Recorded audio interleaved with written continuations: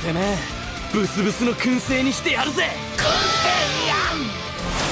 製やん。やだやだ、想像しいな。フライングバルゴアドッグ。君精霊魔導士。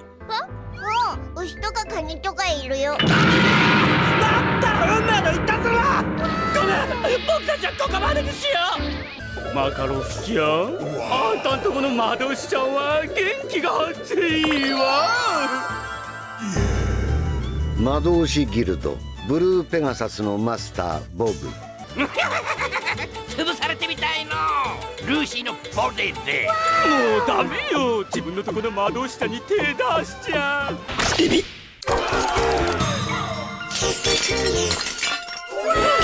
俺の髪がこれじゃまんねえ。カッパ。ナイスカットエビ。バルゴ。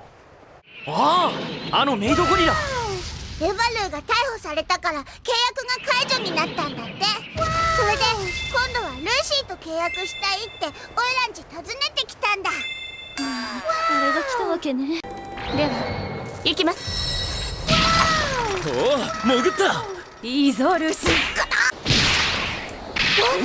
何がララバイだ。じっちゃんの首が欲しいなら正々堂々戦え。無理、夏じゃ勝てないよ。グレーに任せよう。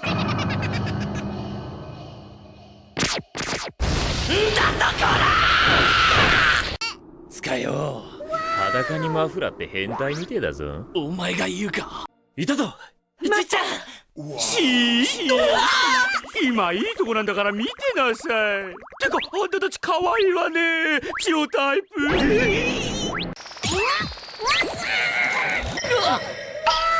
やー